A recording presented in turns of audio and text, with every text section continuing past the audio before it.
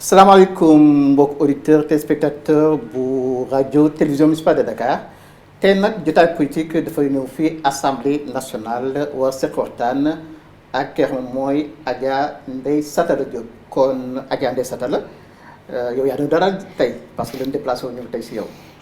jërëjëf Iba maa ngi nuyu mayit téléspectateurs yeeg auditeurs yi auditrices yi téléspectatrices su rajo télévision municipale bu Dakar.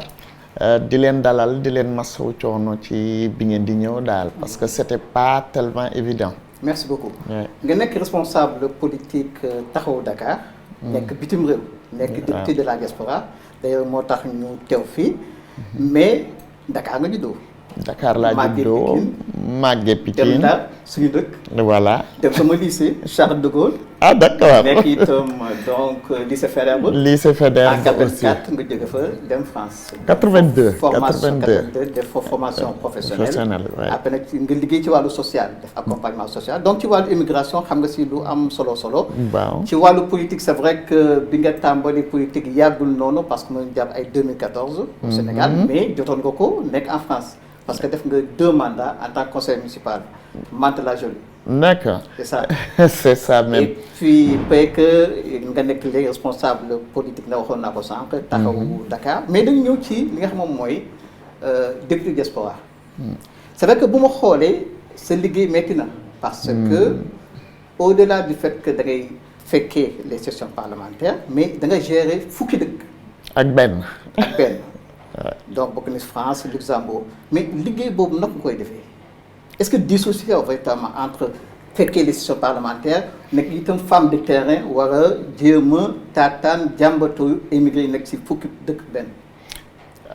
waaw li nga wax Iba dëgg la mais nag biñ ciy dugg aussi xamoon nañ ne loolu la xam nga politique choix la conviction la choix la xamoon nañ liñ ciy fekk. parce que 11 pays pour nga couvrir 11 pays c'est pas facile.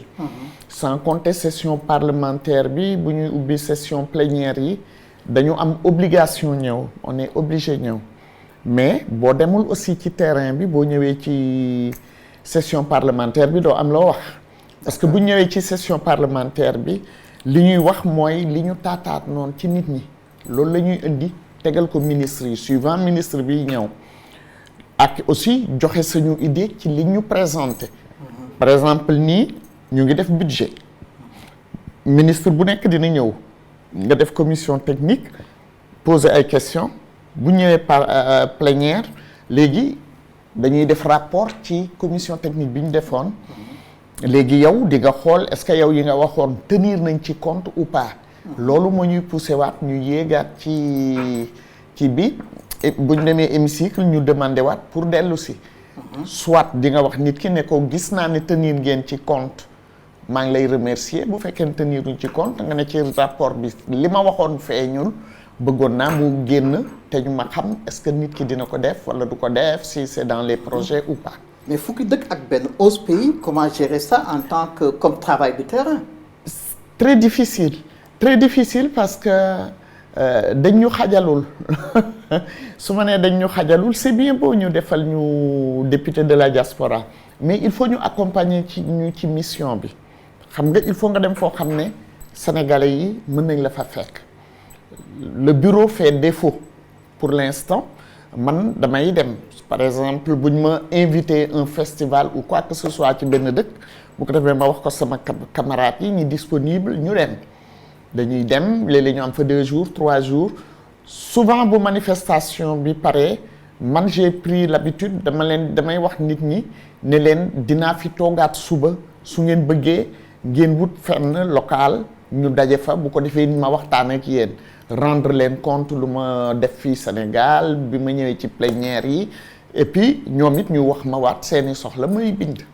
c'est comme ça. mais là c'est vrai que li nga wax moom mooy quelque part les conditions de travail parce que même posé nga ko ci bi nga xam ni les affaires étrangères ñëw na mais yow li nga bëgg moo di au niveau des consuls et ambassades ñu xajal leen jox leen permanence. jox ñu fa permanence ñun duñu def ingérence ci seen liggéey parce que mënuñu ko ñoom ce sont des diplomates mais député bi mi ngi vivre ak nit ñi dans leur quartier ñun xam nañ li nit ñi di am comme problème. tout Sénégalais et puis dañuy éviter aussi bu fekkoon ne même am nañ moyens yi foo xam ne dañ fay def bureau bu bureau bi jegee commissariat Sénégalais bi nga xam ne amul këyit du fa jege ragal na di ñëw dajeeg alkaati mu contrôler ko war ko delloo comme consulat sénégalais bi xam na ne foofu këram mën na fa ñëw sans encombre sans crainte ñun loolu moo taxoon ñu demander. man ak est-ce que cohabitation boobu du xaw a poser problème entre le consul et le député nga xamee ni day un peu recueillir li nga xam moom mooy les avis. am nga ñun on a fait une proposition biñ ko kiibee dañu dem gisante nañu consul bi bu France gis ak ambassadeur bi et ils étaient ravis de cette idée. ndaxte ñoom bari na problème yoo xam ne du ñoom ñoo ko war a régler. parce que tous les Sénégalais du ñëpp a ñàkk këyit aussi. am na ñu am këyit donc ñooñu seeni problème bu fekkee ne au niveau du pays hôte mën nañ ko fa régler par exemple man ku mel ni man comme j'ai travaillé 25 ans dans le social xam naa rouage yi bu fekkee ne da nga am problème couverture sociale da nga am problème mu dette et tout ça xam naa fu ma lay yebal pour nga dem sans que consulat di intervenir.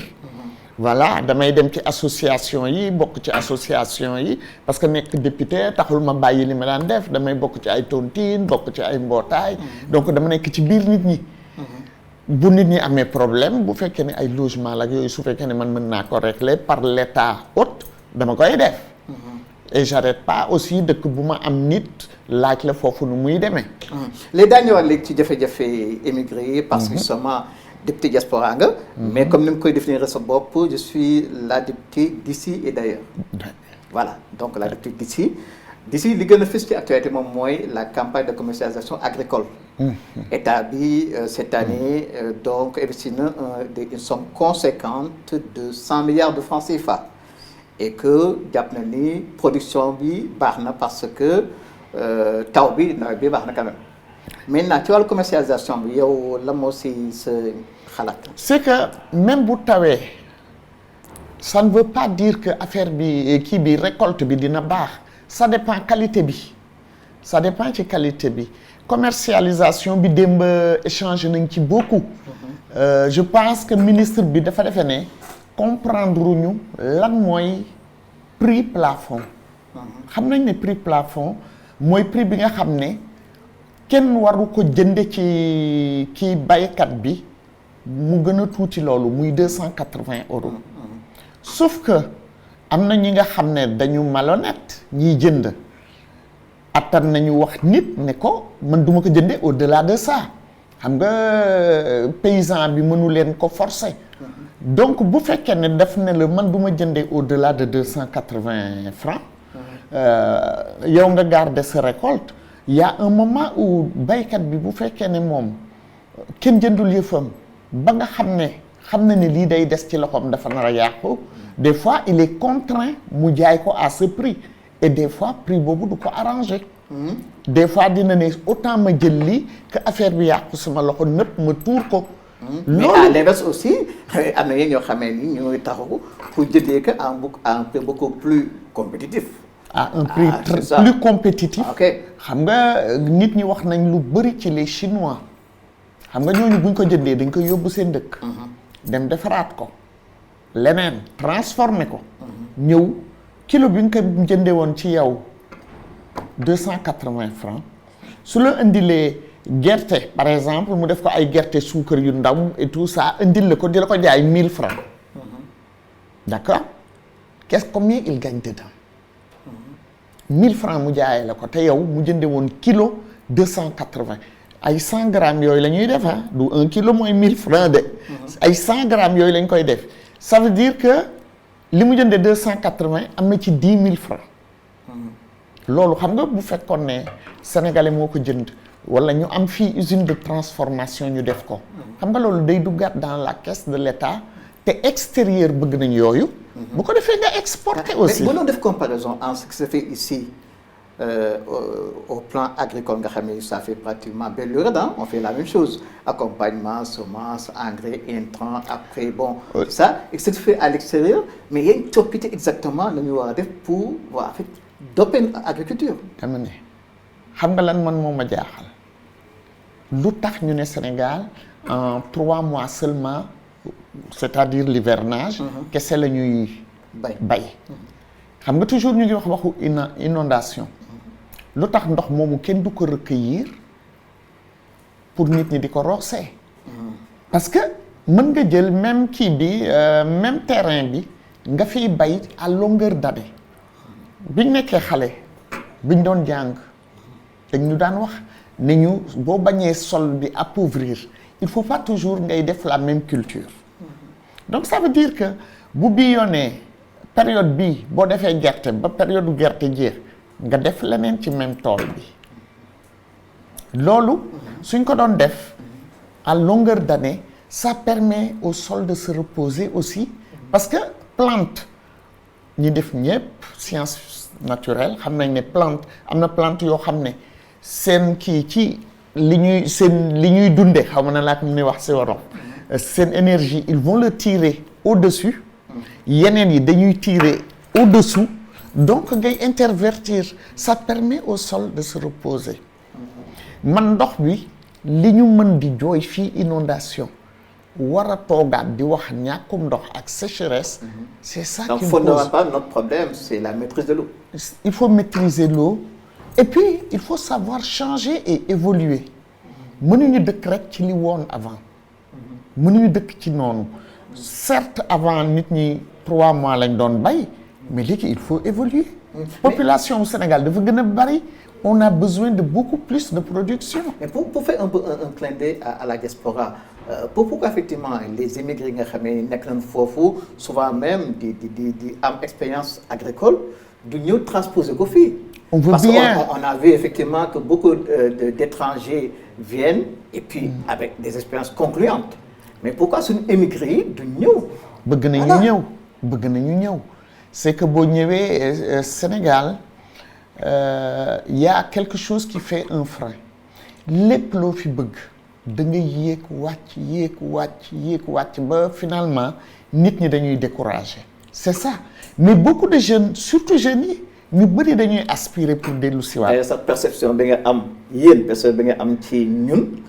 da nga jàpp ne que yéen bu ngeen ñëwee vous êtes un peu des pigeons à plumer.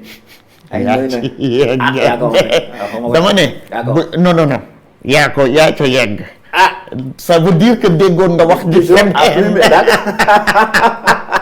Loin de moi ça, j'ai pas dit ça. Non, mais démarche administrative au Sénégal moo metti.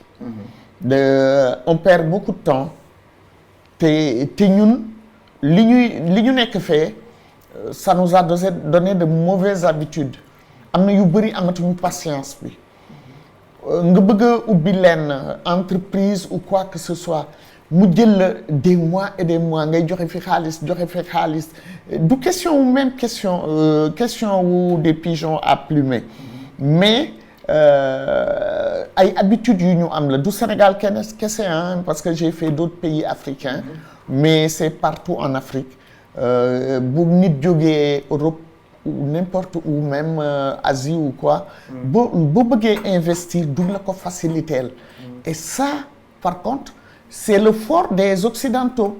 D'accord, mais s'il n'y a pas en amont boo waree ñëw une sorte de préparation.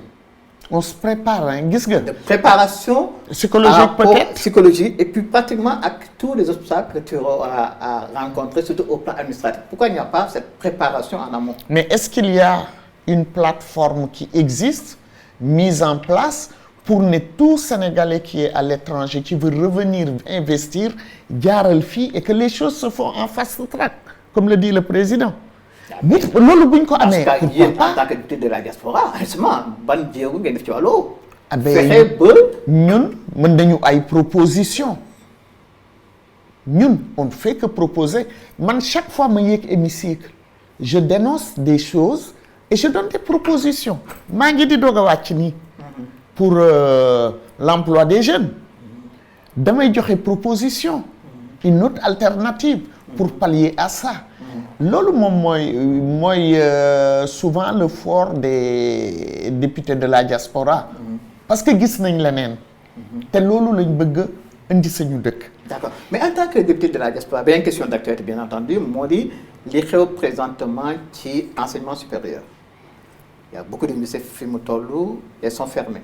Dégg nga le président de la République et d'ailleurs avant lui donc les autorités académiques donc le coup bi li mu si wax moo di le préalable il faut qu'on assure la sécurité au niveau du campus moo tax université yéex a ubbi loolu si xalaat est-ce que c'est normal que ñu toog pratiquement ay 6 mois après voilà moi je pense que ce n'est pas du tout normal le jour événement yi am ñëpp ñoo ko déplorer nit kuy nit vraiment doo dem di yàq comme on l'appelle le temple du savoir foofu pour jàng la man jusqu'à présent je me dis est-ce que vraiment ñi ko def étudiant lañu parce que koo xam ne yow fii ngay amee xam-xam doo dem di ko yàq ça c'est à déplorer de quel bord que ça vienne on n'a pas à faire ça mais suñu dëkk yi war nañu gis nga bu ay événement yu mel noonu amee nga teel a dindi stigma ci ay oto yu ñu lakk ak yooyu da nga yeewu suba boo demee ay Europe ak yooyu des fois day am ay émeutes dans les quartiers ñu lakk ay oto boo yeewoo suba da nga naan fii dara amu fi woon dañ koy dindi parce que le fait que ñeneen nga ca bokkul woon sax di ko gis ça leur donne des idées loolu moo tax ñun man le lendemain quand je suis passé devant l'université ma gis affaire yi ñu lakk kaar yi nekk foofu après ma ne borom taximan man que lii c'est pas normal. mais jàpp ne aujourd'hui il y a urgence quand même. Il y a urgence mais depuis le temps xam nga loolu bu fekkoon dindi nañ affaire yi depuis le temps mais ñu ngi jàll ci leneen. du ñu toog fii à chaque fois ñun bu ñu yéegee ci hémicycle bi wala bu ñu nekkee commission ñu naan ñu yéen opposition bi yéen a ko lakkoon et ceci non. loolu weesu na léegi. ñi ko def bu ñu leen jàppee nañ leen sanctionner comme il faut mais il faut que les gens continuent de vivre nañu ubbi école yi nit ñi dem di jàng tant que yaa ngi romb université gis ko mu tëju kenn jàngiwul ça te revient en tête que fii def nañ fi benn jéeya. am benn phénomène boo xamee ni c'est vrai que soxal na la xamoon nga que depuis bi ngay liggéey en tant qu'accompagnant dans l'accompagnement social moom mooy wàllu immigration clandestine justement loolu lu yàgg la. lu yàgg la nga commencé mais lan moo ci des aujourd'hui. xam nga immigration clandestine yàgg na am. bu njëkk ba. da ngay dégg ñu ne benn nit. dafa dugg ci bateau yi. fond wu bateau bi. dem ba ay Marseille ak yooyu. wala Havre. léegi c'est par foule. dañuy jël benn gaal remplir ko ay nit ñu fay xaalis. c'est ça qui est devenu le nouveau phénomène te ñi yegg sax dafa bariwul. ñi yegg là man y a un moment même dama ne est-ce que ñi kenn xattalu leen sax pour ñu génn dëkk bi. parce que c'est inadmissible ñuy gis ay xale yuy dugg ci gaal ba léegi ñu gis ay famille jëkkër jabar ak ay doom ñii di wasin ci gaal ñii di yor bébé di ko nampal dugg ci gaal. mais non seulement tu te mets en danger tu mets en danger tes enfants. dama ne est-ce que nit ñi ñoo ko tey. mais ce flot là yow miin nga ko.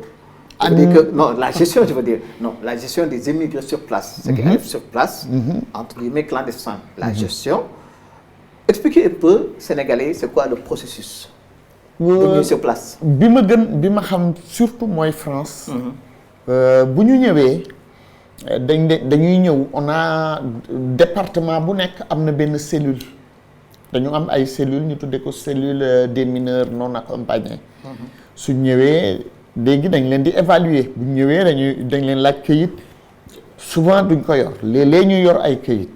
mais même bu ñu yoree këyit on est obligé joxe ko police de l'air et des frontières dañuy def analyse bi. pour voir est-ce que c'est des vrais ou c'est des faux. sans compter. xale yi ci boppam dinañ leen yóbbu préfecture département bi. buñ demee dinañ leen photo jël seeni empreinte. buñ ko jëlee noonu il retrace tout. du jeune si c'est bu fekkee ne kenn koo xam ne mës na demander visa n'importe où dans l'espace Schengen on le saura et sous quel nom parce que préfecture bu xale bi demee duñu sax xool tur bi. rien qu'avec photo du visage et les empreintes dinañ xam ndem kii il était connu des services consulaires ou pas. Donc si c'était quelqu'un qui était connu en général il le refuse parce que ñu ci bëri changé waat nañu tour changé waat date de naissance il le refuse. bu ko defee cellule bi refusé ko. mais en France comme on dit les lois sont faites pour être contournées. donc am na foofu ay association de bénévoles yoo xam ne ils sont toujours aux abords des cellules. ñii bu ñu xale yi génnee ne leen dañ ma refoulé ñu jël ko dem yóbbu ko tribunal. daan ne ko boo yeggee da ngay laajte juge des enfants. bu demee daal di ne ko je suis mineur te kenn bëgguma accueillir. léeg-léeg bu dee ñi nga xam ne comme dañu gàtt tuuti tout ça mën nañu wax âge boo xam ne peut-être juge bi dina xalaat. mais am na juge yoo xam ne des fois xam naa ne ils le disent ñun ils ont des contentieux avec le département. donc du coup ku ñëw na leen mineur la ñu daal di la defal ordonnance de placement. bu ko defee bu dellu see ci ñun on est obligé de le placer. Ah. Maintenant les majeurs adultes systématiquement ils sont rapatriés. ok ñu bari si ñoom. léegi lañ leen di rapatrier maintenant. mais même les majeurs il y a des associations. D'accord, mais parce que même ñun ku ñu refoulé duñ la wax nga dem dans la rue. dinañ la orienter foo xam ne ce sont pour les personnes de droit commun. ñi nga xam ne adulte lañu pour ñooñu accueillir leen trouver leen hébergement. et puis trouver leen aussi hébergement yi day am ay accompagnateurs sociaux. li tax ma gën a insister sur cet aspect là. moo di parfois il y a des scènes choquantes de rapatriement méthode musclée des policiers yoo xam ne ni sans respect de la dignité humaine ñu rudoyer effectivement des émigrés yéen est-ce que en tant que député de la diaspora da ngeen di prendre en charge cet aspect. xam nga loolu. fexe ba lu mel noonu dootu amati c'est choquant. c'est maintenant que nit ñi di ko gis.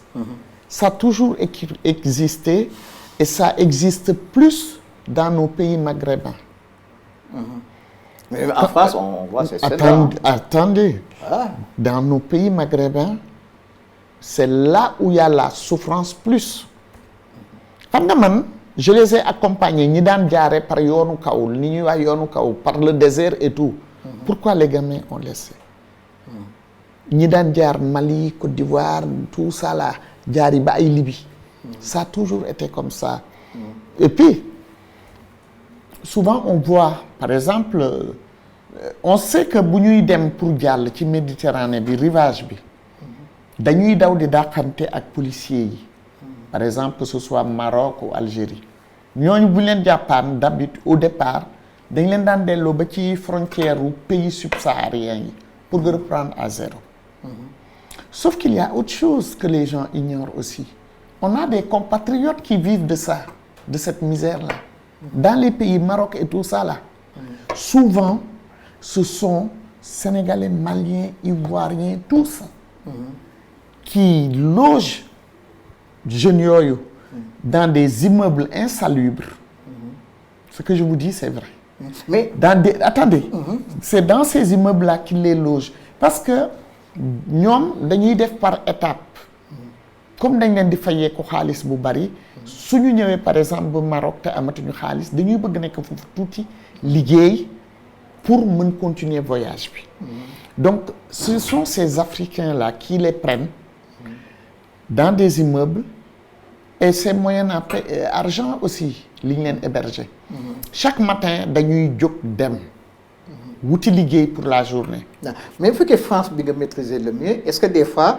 en tant que député de la diaspora dans le saisir c'est ay cas abus effectivement. aux voies de fait de la police. yooyu bu yegsee ci noonu que ce soit adulte ou mineur loo xam ne c'est avéré ça l'État français le prend en charge ça passe pas par les réseaux par les trucs sociaux les travailleurs sociaux nous pour les mineurs. non. parce que man am na ñoo xam ne par exemple yegg si àndandoo après on les met à deux dans une chambre il y a eu des abus sexuels le soir même am na boo xam ne c'était comme ça et c'est un mineur que je devais même évaluer je ne l'ai jamais revu l'État français tu passes au pénal ay comparution immédiate la ñuy def yooyu. maintenant problème yi nga xam ne nii itam moom la suñu émigré di jànkuwanteel moom mooy problème papier ni ko waxoon sànq am na ñoo xam ne nii c'est carte d'identité pratiquement ay tur yu bëri ñoo si nekk wala jaarul yoon quoi. c'est kii la question boobu yow en tant que député nag nga koy prendre en charge. loolu c'est l'État sénégalais même qui doit le prendre en charge. il faut ñu xam nan la ñu mën protéger nos données administratives ba kenn dootu ko mën a usurper parce que ñi koy yor ñëpp du doon sénégalais ah. mën na doon un Malien qui veut arriver là-bas avec ses papiers sénégalais d'abord et après récupère son papier malien. loolu yëpp dafa am na ñoo xam ne dañuy jël kayit yëpp. et amusez-vous à aller dans les sites des consulats africains. Il y a des sites vous trouvez la feuille vierge. Et les gens sont assez calés en informatique pour saisir des noms et ils mettent des numéros fictifs. Les numéros sont fictifs. Il suffit que ça tombe sur ton numéro toi yow nga dem di wut acte de naissance ñu ne la acte bi il y a 3 ou 4 personnes qui ont le même numéro. te xamuñu kan mooy propriétaire bi vraiment. ñu bëri ils se retrouvent dans des conditions comme ça. Mais en tant que député de la diaspora vous avez un rôle d'alerte. Ah ben c'est ce qu'on fait ici. Okay. Ministre de l'Intérieur bu ñëwee ñu wax. Ministre des Affaires étrangères bu ñëwee ñu wax. moo tax ministère yooyu intérieur justice étrangère bu ñëwee ñun ñëpp dañuy défiler. On n'arrête pas de leur dire nit ñi dañuy defe ne peut-être dañuy inventer mais c'est pas des inventions parce que de plus en plus les Sénégalais ñu ci bëri à l'extérieur ils ont du mal à avoir leur papier administratif. ba tey ci wàllu papier administratif moom mooy wàllu légalisation bi. y a li ngay tuddee la charte apostille. Ouais, depuis le mois d'avril. Depuis le mois d'avril. Mais malheureusement ñooñu ñi ko xam bariwul noonu peut-être.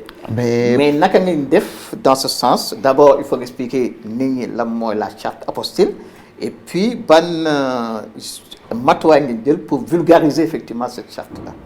Pour l'instant man de bouche à oreille et puis comme nii nga ma ko posé question ma koy wax pour vous dire agent consulaire bi nekk Mantes-la-Jolie man maa ko wax au mois d'août mu ne ma il n'était pas au courant alors que charte bi c'est valable depuis le mois d'avril bi ma yeggee sama kër ma ne ko dinaa la yónnee kii bi je le lui ai envoyé je suis parti sur Google je lui ai donné charte apostille charte la boo xam ne pays yu bëri dañ ko signé donc pays yi ko signé yow boo fa demee gis nga ci acte de naissance bi dina am benn logo bu ciy ne charte apostille donc pays yi ko signé yépp soo demee ci pays yooyu ak sa acte de naissance bu am kii bi charte bi doo ko légaliser t'as pas besoin de le légaliser le document est validé là-bas et ça passe bu fekkee ne nag ñi yor document bi nga xam ne amul logo charte apostille bi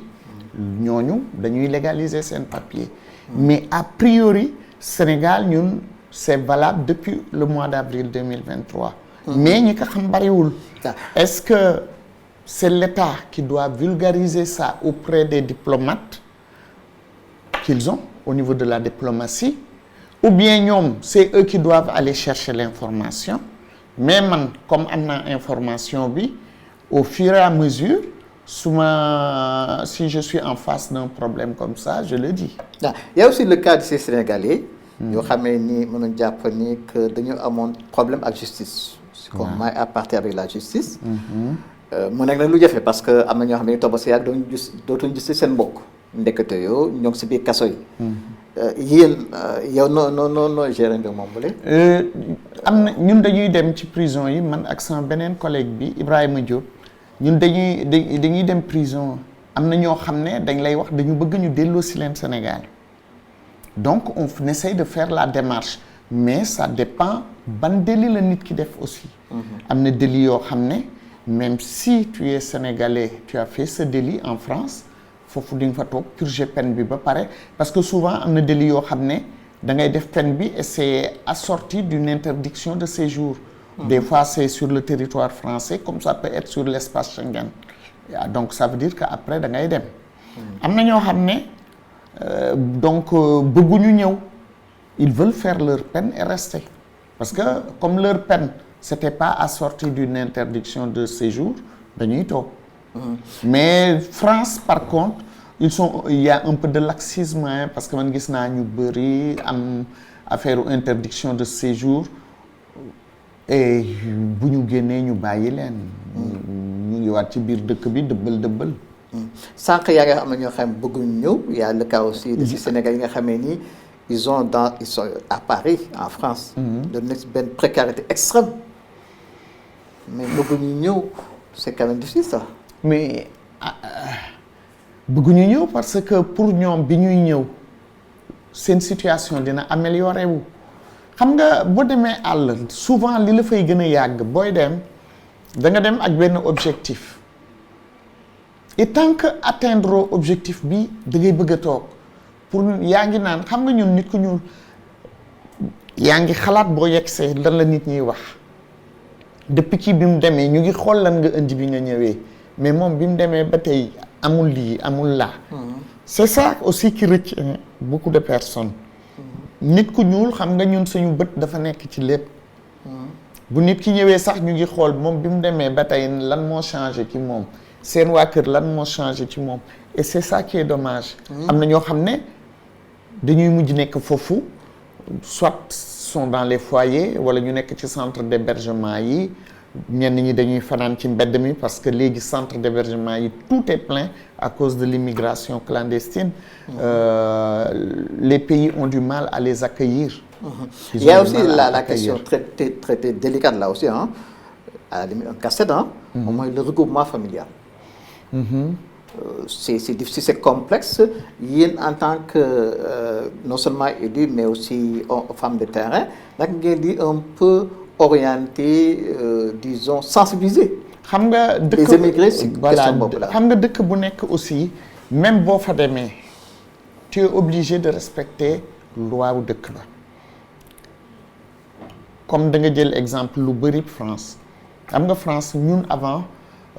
exemple doon nañu oui France voilà France doon nañ tolérer par exemple góor ñi yor ñaari jabar mais après ils ont eu beaucoup de problèmes léegi ils le refusent dem na ba nga xam ne ku yor ñaari jabar ils attendent bu fekkee carte de séjour nga yor booy ñëw di renouveler dañ koy confisquer il faut nga fase ci jabar yi kenn. Je dis que quand je dis que sensibilisation justement est-ce que aussi bien ñi nekk fii ki ñu nekk foofu immigré yi la dans les sensibiliser sur les risques effectivement de tes choix. mais nit ñi xam nañ ko mais ñun nit ku ñuul xam nga ñun dañu ñeme enfreindre aussi la loi dañu ñeme aussi par exemple ñun li ñu am sañu dëkk dañu bëgg toujours di ko transposer fa ñu nekk. d'accord yaa ngi tudd Mantes-la-Jolie souvent. xam naa peut-être commune la boo xam mais j'appelle toujours Mantes-la-Jolie Sénégal en miniature. lépp fa am. lépp fa am. donc nu mu tuddati borom ñaari jabar yeeg yooyu ils ont vraiment des difficultés. après dañu jëkk commencer du ñu jël en charge benn femme bi de ce fait ñi nga xam ne dañu yoroon ñaari jabar yépp te ñaari jabar yi di nekk ci kër gi. dañuy obligé benn jabar bi pour mu dem liggéeyi. keneen ki di garder xale yi. parce que kii liggéeyi bu déclaré woo dina mën a am couverture sociale. parce que boo amul couverture sociale bés booy mucc ku góor ki day fay. et ça coûte beaucoup trop cher. y a aussi léegi nit ñi regroupement familial c'est très très complexe. dinañ def ay enquêtes. dinañ ñëw xool sa kër est-ce que tu peux accueillir les gens te législation bi dafa metti bu fekkee ne am nga par exemple ay doom dinañ xool est-ce que tu as assez de chambres pour xale yu góor yi xale yu jigéen yi séparé wu jigéen bi am néegam ak jëkkëram xale yi suivant les âges foofu à un certain âge même bu ngeen bokkee ndey ak baay doon ñaari góor waru leen bokk nekk. Il y a aussi un point sur lequel moom pour jàpp na ni c'est votre combat à la limite. moom mooy jàpp na ni c'est une injustice moom mooy les immigrés retraités. ñu war a des ci waat donc Sénégal. nga jàpp ne effectivement il faut que état bi vraiment jël ce dossier là prendre en charge pour un peu mettre fin à cette injustice. xam nga dossier boobu man avant ma ciy wax sax d'autres ay sociétés civiles ak yooyu defoon nañ ci liggéey ba def ci benn mémorandum sauf que le problème est que état bi bu ñëwee au lieu mu xool ñi ci nekk ñi dëkk ci dëkk bi jël si par exemple la société civile parce que avant il y avait pas les députés de la diaspora on avait quelqu'un qui représentait les Sénégalais de l'extérieur xam nga bu fekkoon ne ñi liggéey ci mémorandum bi ànd nañu ak délégation bi jóge Sénégal pour dem xool les autorités françaises ñooñu xam nañ li ñuy défendre lan la mais buñ jëlee ñëpp jëlee leen Sénégal ñi dëkk Sénégal xamuñu ñee lu ñuy vivre fële ñooñu ñooy dem pour défendre loolu dañuy daal di dem tubaab bi lu ñu leen da wax rek ñu ne yes du leen associé du leen non lu ci bëri du ñu associé par exemple ñun bu dara amee consulat mën nañ ñu ko wax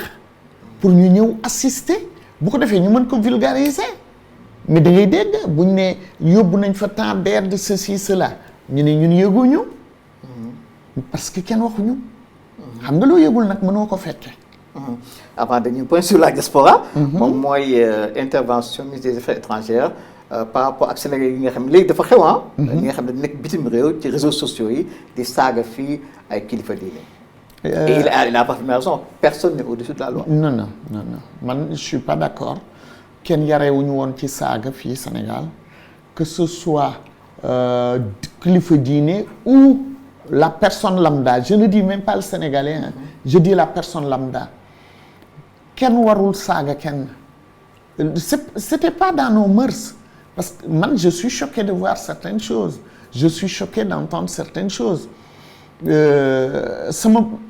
sama défaut mooy dama ko tuddul sax déglu damay dégg nit ñi wax duma seetaan benn liveur xaw ma nit yi buñ leen tuddee ma ne kii mooy kan ñu ne ma diw lu muy def live ma ne leen moo tax xaw ma ko je n'écoute aucun liveur que ce soit boor politique bu ma nekk ak bu ma nekkul ba tey ci exemple du jeu bi kii nu mu tudd saaga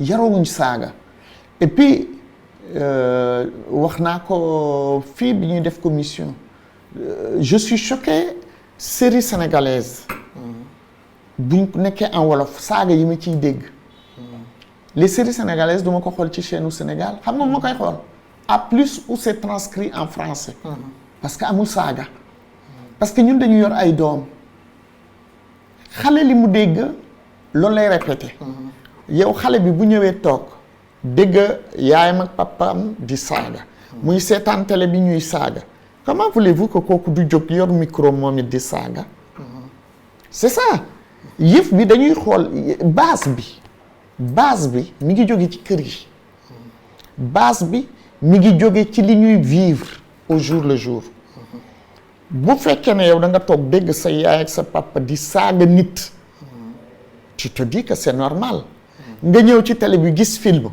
ñuy saaga ak xale bi qu'est-ce qu'il va faire day saaga xale comme perroquet kon nag yéen a ngi déglu rajo télévision municipale de Dakar te nag suñu gan moo di Adja Ndeye Sallatou Diop autrement Ndeye Sallatou Diop moom nag moom dalal fii ci assemblée nationale ñoo koy gërëm bu baax parce que dafa dagg li nga xam mooy travail parlementaire am dalal ñu fii ci assemblée nationale. Seulement ci wàllu politique dañ koy ubbee ak processus électoral. nga pousser entre guillemets un coup de gueule. bi ministre de l'intérieur di jàll. ngeen daal que daf mel na diaspora bi dañ lay xaw a béddi discrimination. waay.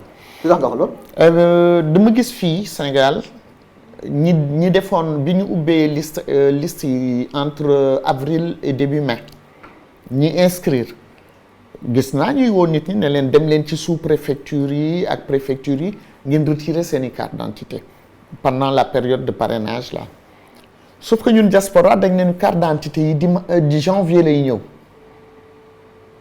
Donc man Sénégal c'est de bouche à oreille may laajte bañ ne ma waa daaf nee nañ day yónnee nañ yëf yi mais ñun kenn waxuñu dara donc où sont nos cartes d'identité lu tax ñun ñi nga xam ne ñu ngi doog a inscrire on leur donne pas l'opportunité ñoom it ñu parrainer comme tout un chacun xam nga élection présidentielle dafay loo xam ne ça regarde tout citoyen parce que nit ki ñu war a fal moom il va décider de notre vie de nos vies c'est-à-dire lépp dañ ko wékk xam nga loolu bu fekkee ne mën nga am chance su choisir je pense que dañ lay war a jox opportunité yow it nga choisir donc carte d'identité yooyu dañ koy denc ba kañ est-ce qu'à un moment donné dem ba xalaat ni bon quand même mën na am ay dessous politique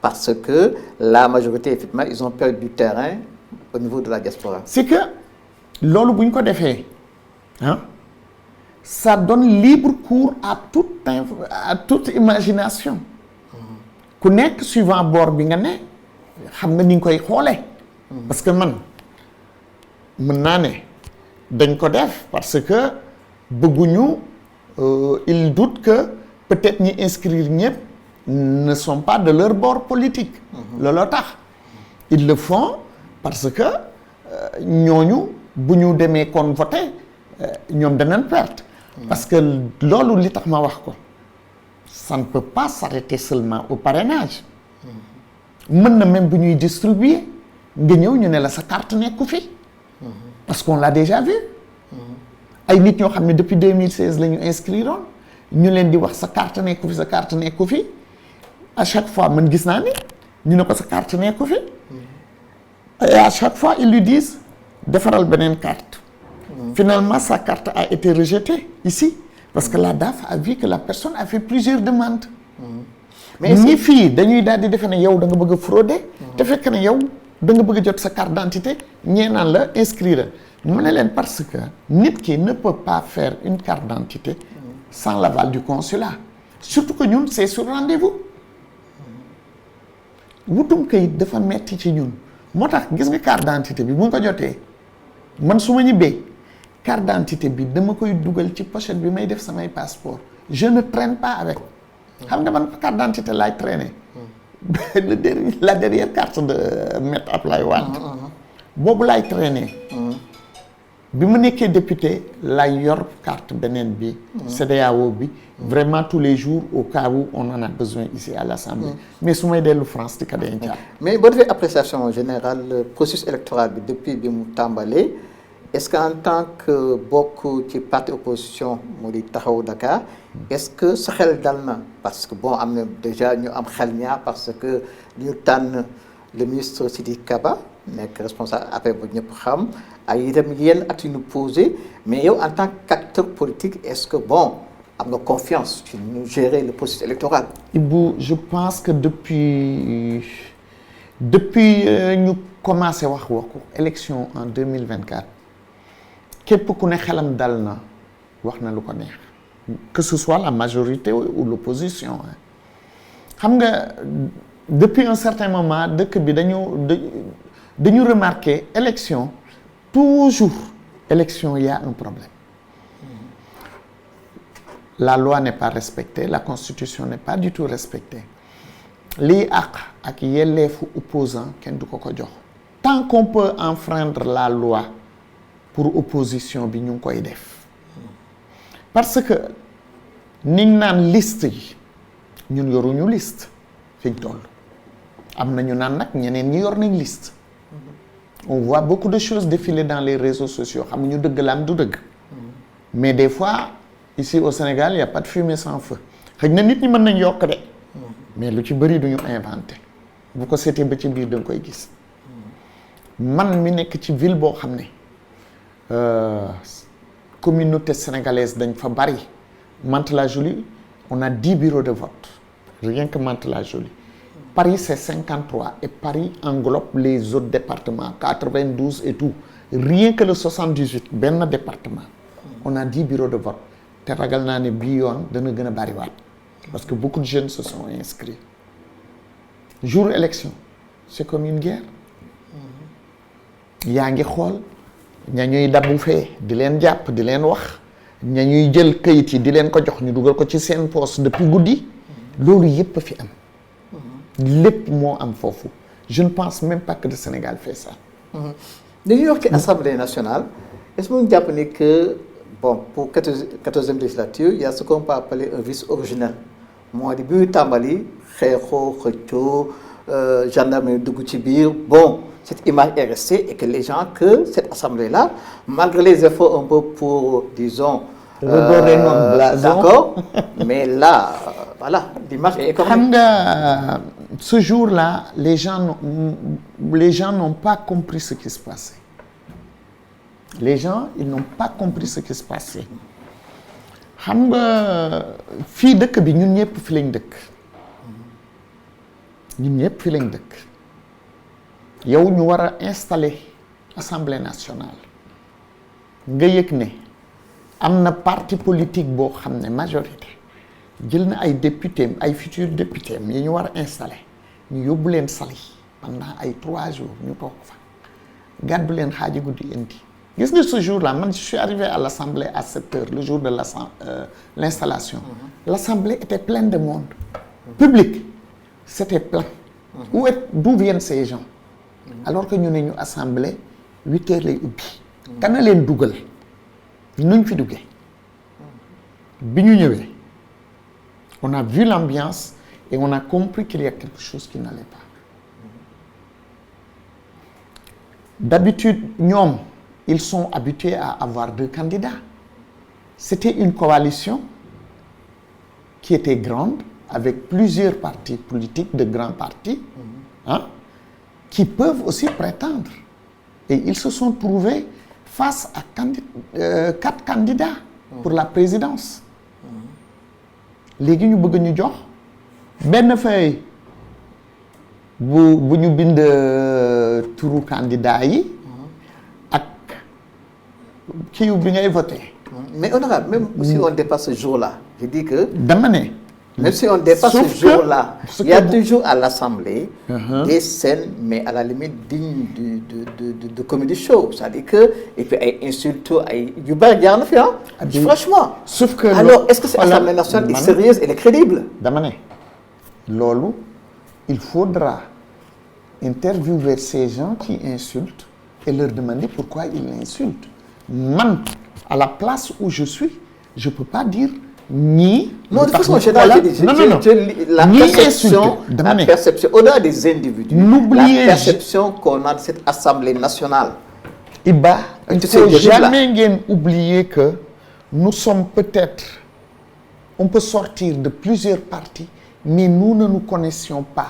Nous sommes des personnes d'horizons différents daje fi ku nekk ak sa jikko ku nekk ak avec un devoir d'exemplarité. Man nag ñooñu duñu sama njaboot juruma leen yaruma leen xaw ma fu ñu jógee xaw ma nuñ leen yare sama bopp laa xam. Ah mais xam nga léegi Sénégalais yi dama ne perception bi ñu am ci assemblée bi. xam naa perception bi mais Sénégalais yi dofuñu nit ku yéeg xam nañ ci yéeg est-ce que kii ku ñu war a xool la ku ñu war a déglu la ou pas. Je pense que de l'eau a coulé sous les ponts ndax def nañu 1 an bi ñu dellusee am na ñoo xam ne gis nañ ne c'est beaucoup plus apaisé que l'année dernière mais am na ñoo xam ne fa ñu nekkoon ñu nga fa nekk ba tey. ci wàllu politique ñu ñëw ci kaw Wolof Njaay day wax ni xalam demoon na bay neex bu mu ko dog. C'est vrai que Sénégalais yi ils avaient fondé beaucoup d'espoir dans la coalition Yewwi Askan Wi et surtout dans l'alliance Taxawu Dakar et Pastef. Il n'y a pas que Pastef, il y a plusieurs. Non, fondamentalement, les 2 locomotives quand même. De Yewwi Askan Wi, il faut dire les choses comme telles. Les 2 locomotives. Malheureusement, il y a eu le divorce. Bon, on ne reviendra pas qui a tort, qui a raison, c'est pas la question. Mais la question, moi, vraiment, les gens ont regretté effectivement que les gens ont moins bolo boblé. te Sénégal amoon si yaakaar ba jox leen seen une bonne partie élection législative yi comme mujjee nii franchement kooku amoon yaakaar bu baax et surtout ñi amoon yaakaar ni ci politique am na nga xam ne dañ dem sax ba découragé que à la limite politiciens yëpp benn nu man je dis toujours que duñu waruñu wax toujours ne ñëpp benn lañ lépp lu am rek liñ naan lu yëngu la ko yëngal moo ko ëpp doole ñun ñëpp nag ay nit lañu ay mbindeefu yàlla lañu dañu am suñu jikko am suñu caractère ku nekk ak li nga mën a supporter ak li nekk sa limite ñun bu ñuy dugg ci lii ndaxte suñu leader mi nga xam ne il est à l'initiative de Yewwi. Il faut jamais oublier ça. Khalifa Sall est à l'initiative de Yewwi. moo xooli nit ñi parce que il a vu que Sénégal kenn mënu fi dem sans coalition. Donc ñu bëgg a boole woon sañuy doole ànd local législative présidentielle ku nekk dem sauf que yàlla indi na ay gàllankoor pour président Ousmane loolu ça fait vraiment aussi il faut pas le négliger ça fait un déclencheur parce que xam nga ñun on a vécu ça déjà ak Khalifa nekkuñu woon ci coalition dañ nekkoon Khalifa kese bii nga nekk ci coalition ànd ak ay nit loolu ñëw daanu ci seen kaw te ñépp xam fi yëf yi jëm parce que ñaar romb nañu Karim Wade romb na Khalifa romb nañu ñu xam ne président Ousmane aussi ci lii la jëm loolu moo déstabiliser tout le monde je me dis est-ce que ñun Sénégal on a cette maturité aussi de coalition que nit ñi xam ne coalition boo ci nekkee il faut qu'il y ait un moteur te ku nekk nag war ko yéene sa moroom loolu mooy wax ci parce que bu fekkee ne dañu nekk groupe ñuy ànd te ànd bi ku nekk ne dama bëgg yéeg ci bii chaise ñu ne ku nekk mën nga ci yéeg nga gis ne kii am na lu ko fàq boo gisee ne kii li koy fàq yow mënatoo ci dara parce que tout le monde savait affaire bi fu muy mujje on se donne une chance en se disant nañu xool ku crédible walla koo xam ne wóor na ne mën na tirer affaire bi pour toog ci siis bii ñëpp doon convoité ñu jàppale kooku. ah mais est-ce que. non Iba ça man dama bëgg ñu taxaw ci. xam nga bu fekkee ne dañu ànd mageeku nga bëgg chaise bi ma it ma bëgg chaise bi ma ñëw ba jub chaise bi ma fa kastalu daan jóg mënatuma ko ma toog sur place duñ ne nañ ma buub yëkkati ma teg ma ci chaise bi nañ jël koo xam ne mi ngi dox ñu jël ko teg ko ci chaise bi. waaw mais est-ce que justement boo xoolee kooku bu fajee les mots wu askan bi yow mii nga xam ne da nga gaañu woon aussi di nga ci mën a relever wu waat lu ñuy daw bay fa kastalu ñun ñëpp. mais est-ce que li ma éclatement boobu ça se trouve pas les germes là directement nekkul woon déjà dans la charte on dit que ok on y va ensemble ba élection député yi bu jeexee ku nekk demal sa bopp mais il y a déjà les germes de la séparation. dama ne. la charte c'est ça. dama ne c'est-à-dire que on y va ensemble. ñi ko accepté élection législative ku nekk demal sa bopp. waaw boo ko accepté ba signé ko qu'est-ce qui a changé entre-temps xam nga nit kàddu la am bu ñu defee association ma signé charte bi su ma génnee charte bi bokkatuma ci mais tant que man ci charte bi war naa doon ci association bu ñu jëlee par exemple ce leader Khalifa Sall. bi mu génne prison. il a fait un peu une déclaration mémorable boo xamee ni dafa doon décliner un peu une partie de sa feuille de route. mais li ci mën a jàpp moo di c'était un candidat qui se voulait rassembleur. Il allait rassembler les forces patriotiques. Il allait rassembler les forces de gauche. Il allait rassembler le peuple des assises nationales. Aujourd'hui, apparemment, il est loin du compte. Rassemblement boobu loin du compte. Force de gauche, force patriotique, non. le peuple des assises. Force gis nga rassemblement boobu mu woote woon moo tax Yewwi judd moo ko dox. Aujourd'hui, et dans ce but te bu sañu programme génne di ngeen gis ne on s'est dañu appuyer wu sur les assises nationales on l'a remise. les forces de gauche. les forces de gauche ñi bëgg. je suis socialiste je suis fondamentaliste je suis socialiste. dama ne je suis de la gauche. dama ne il voulait rassembler. nga xam mooy les forces de gauche. mais dem nañ ci force de gauche yi ñi bëgg a dugg ñëw nañu ñi bëgg a des fa ñu nekkoon ba tey parce que le parti socialiste est dans la coalition Benno Bokk Yaakaar tendre na leen la main bëgg ñuy ñëw waaw duñ leen forcer nag du yor karawaas di leen dóor pour ñu ñëw li mu mënoon rassembler na ko ba ñu am ci ay maires am ci ay députés tout ce qui restait c'était que chacun ou chacune bay waaram pour doon président ci ñi bëgg a doon candidat et que la charte dindiwul woon loolu c'était celui qui a le plus de pourcentage ñëpp ñëw dimbali ko kii dem deuxième tour. Maintenant dans vos discours programme est-ce que dans votre discours électoral est-ce que da ngeen dépasser un peu ce qu'on appelle la phase de justification et aller carrément, vous me comprenez un peu, aller carrément dans le discours programmatique parce que jusqu'ici la justification moo di comment dirais-je, je suis blanc comme neige concernant la caisse d'avance. 2, entre guillemets, je n'ai pas trahi l'autre. C'est ce que je veux dire. Donc ça, c'était un discours de justification. Maintenant, est-ce que vous avez dépassé un discours programmatique? Si vous avez dépassé de nous poser des questions, nous d'autres nous répondre.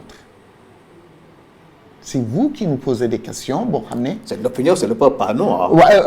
L'opinion, c'est le peuple qui se pose des questions et que chaque fois, vous êtes obligé de... Opinion, si vous nous posez des questions, on ne peut pas dire au-delà de ce qu'on vous dit. Parce que nous, c'est ce que nous savons. Ce que nous savons, ce qui existe, c'est ce que nous savons. Nous ne savons pas. Nous nous inventer. Nous nous inventer. Nous nous poser des questions. Si vous avez dit mi lan ngeen di def ñu ne lii la ñu prévoir pour ñii lii la ñu prévoir jeunes yi lii la ñu prévoir pour école lii la ñu prévoir hôpital. Mais dans votre stratégie de communication, vous pouvez vous dire que ah non, on a assez parlé de ces deux questions, on n'a plus à nous justifier, on attaque directement le discours programmatique. Tant que waxu leen loolu ñun duñ ci dugg. Tant que loolu waxu leen ko duñ ci dugg parce que vous savez que vous pensez que loolu ñu neex nañu ñuy delluwaat ci loolu ce sont des moments sombres pour ñun loolu on n'a pas envie de remémorer ça de ressasser ça journalistes yi ñoo ciy dem il faut avancer lui il avance et nous aussi on a envie d'avancer. Donc votre programme ou le programme des candidats c'est le triptyque, c'est l'humain, l'eau, la terre. Et sans ça, je pense que am na los jof parce que bi ñuy wax campagne agricole wax nga effectivement la maîtrise de l'eau. Fondamentalement, qu'est-ce que ça va donner? Voilà, beaucoup de programme, c'est vrai que... Le programme n'est pas encore sorti. Candidat, on lui laissera la primeur, c'est des choses tout naturelles et tellement terre à terre que par exemple, je ne fais pas l'économie pour me hémicycle pour les ministres ça n'a pas donné de résultat. Je propose ngeen def lii def la ku bëgg jël ku bëggul nga bàyyi ñun bés bu ñu yéegee ñu def ko. On n'est pas avare pour ça. Mais vous pensez que quand vous dites que souvent depuis bi mu nekkee même maire de Dakar ak Barthélémy Dias que l'humain est au cœur de vos politiques mais l'humain aussi est au cœur des politiques du président Macky Sall. Ça dépend. Ça dépend parce que par lan ngeen di entendre par l'humain. L'humain. Comment encore les bourses de sécurité familiale, la CMU, voilà. Parce que vous pensez que les bourses de sécurité familiale là. C'est pas l'humain ça. ñaata lañ leen di jox par 3 mois. na ko xeeb c'est pas l'humain. dama ne ñaata lañ leen di jox par 3 mois. waaw. Est-ce que yegg na 100 000? Combien on paye un loyer ici au Sénégal? Boo bëggee kër gu décent. xam nga am na loo xam ne léegi bi ma yeggee loolu parce que la question là je crois que dafa la war soxla parce que xaalis c'est bien boo ñu li ma leen wax sànq c'est bien boo ñu indi xaalis ci dëkk bi mais qu'est-ce qu'on fait de cet argent et qui se voit vraiment l'utiliser se voit vraiment pour la population. xaalis bu fekkee da nga ko indi nga ñëw fekk ma man day satale mi aw ma benn qualification ma dégg ne ñu ngay joxe fee xaalis pour ay projet ma dajale sama groupe de femmes daal di ñëw ne ñun dañu nekk groupe de femmes dañu bëgg def projet et tout ñu jox ma xam nga bu ñu la joxee xaalis pour projet gis nga loolu dafa war a doon comme kuy def un crédit revolving bu ñu la joxee capital demal def projet rendre li ñu la lebaloon ñu dugal ko fa pour ñu mën ko jox keneen. Mais les bourses de sécurité, c'est pas bourse l'esprit. de C'est sécurité. pour tendre la main à ceux qui sont dans une, disons, extrême pauvreté. Est-ce qu'ils sont dans une extrême pauvreté même? Ah, dans ce cas-là. Qui en bénéficie? Est-ce que taxaw nañu dem répertorier toutes les personnes parce que ministère bi jaar dégg naa ñu naan dinañ dem léegi def le constat pour voir est-ce que ñi koy recevoir ba tey ñu ngi koy recevoir gis nga loolu bu dee en Occident si c'est pour une année ah chaque année da ngay indi say papier justificatif pour ñu xool est-ce que yow lii war nga ko prétendre toujours ou pas parce qu'il y a des barèmes sûrement il doit y avoir un plafond qu'il faut pas dépasser de revenus loolu soo taxawul def constat bi da ngay continuer même nit ki nga koy jox muy lekk di ko def li ko neex te fekk na ki ko yelloo mi ngi toog fee parce que il faut pas ñu fàtte ne am na Sénégalais yoo xam ne ils sont dans une extrême pauvreté te du ñu dem taxaw du ñu dem ñaan man damay dem village man gànjool la su ma ñëwee la première chose bu may def mooy dem gànjool nga dem ci ay village tu vois ces gens-là dañuy ils se tuent à la tâche nit yoo xam ne dañuy liggéey rien que pour joindre les deux bouts et personne ne vient les voir que temps bu ay élection di ñëw ñu ñëw ramasser seen carte d'identité daan ne leen projet Sénégal boo nee projet rek jigéen ñi daw ndeysaan ñoom la ñuy jël seen yëf. Mais yow mi nga xamee ni pratiquement c'est ton domaine de prédilection ça fait des années que ngeen ci social mais à la limite comme ni nga waxee da ngay def beaucoup de propositions mais yan politique wala yan réajustement la ñu war a def pour mieux lutter contre la pauvreté c'est ce que je dis. xam nga pauvreté bi pour lutter contre la pauvreté lu ci bëri c'est depuis le bas âge que ça doit commencer. sañuy doom buñ nekkul ci condition mën a jàngi ah xale bi jàngul amul benn kii amul benn formation amul dara ñenn ñi jàng nañ sax ba am bac boo demee ci kër yi da nga fay fekk xale yu góor yi ils ont plus de 25 ans ñu ngi toog seen kër papa seen kër yaay liggéey ñu goruñu yegg loolu yëpp ci pauvreté il suffit pas d'être au village pour être pauvre hein. Tu peux être ici à Dakar Plateau même nga pauvre parce que di ngay dem si kër doo fa fekk benn nit moo fay liggéey peut-être et kooku lan lay liggéey ak ñaata lañ koy fay pour nourrir toute la famille. Les gens ne s'étonnent pas qu'il y ait beaucoup de fast-food foo génn coin de rue boo romb nit ñi ñu ngi jaay mburoog lii mburoog laa nit ñi dañ daan togg ci kër yi nit ñi di lekk ñun sañu période socialiste bi nit ñi di insulter et tout dañ daan añ da ngay ndékki dem école même ñu jox ñu meew ñu naan fourniture man je me rappelle sa papa dafa di jëndal cartable kese nga dem dañ lay jox cahier crayon plume tout bu jeexee nga dem bureau directeur ñu jox la wala maître bi am armoire bu sa cahier jeexee cahier leçon cahier devoir tout ñu joxaat la bic bi mu xewee c'était bic mais léegi sa doom yow da ngay dem defi course pour ça boo ko amul nag doo ko def. mais yaakaar nga ni te jamono boobu. ki ka amul du dugal ak. non jamono boobu état providence est-ce que loolu yaakaar nga ni mën na ñëwaat. mais c'est-à-dire que xam nga nee nañu loo bëgg rek yàlla dimbali la ci looy gàtt nga yàlla da la ciy dimbali. parce que yàlla aussi bu ñu defee ne daf ñu fi teg ba pare di ñu wodd di ñu solal et tout. il faut y mettre du sien.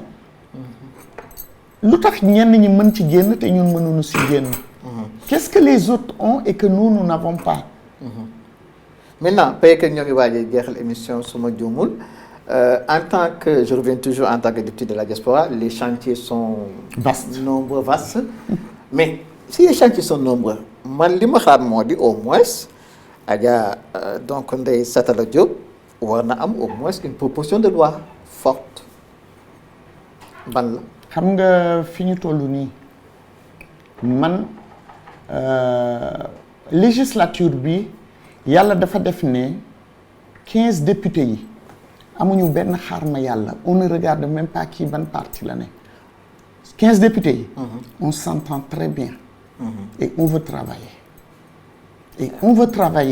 vraiment oui donc je comprends loolu moo tax c'est le sens toute la pertinence de ma question. Exactement. Vous avez un chantier très vaste. On a un chantier très vaste. Vous devez porter une proposition de loi forte pour marquer la 14e législature. On est en train d'y travailler là su ma paree ci yéen am naa kenn ku may dem seeti parce que dañu bëgg monter benn réseau parlementaire des députés de la diaspora on travaille dedans ñun ñëpp porter benn loi bu ñu def ñun ñëpp ñu porter ko lu ñu bëgg a def dinañ ci waxtaan ñun ñëpp seetuñu kii fii la bokk wala kee fee la bokk parce que ñun li ñu def en premier mooy dañ fi nekkal askan wi ñoo ñu fal pour ñu doon seen gémmiñ doon seen i bët doon seen i nopp di mën a laal fa nga xam ne ñoom mënuñu ko laal et puis am na yu ñu xam yoo xam ne le Sénégalais lambda ne le sait pas ndax yàlla may nañu ñu génn ba gis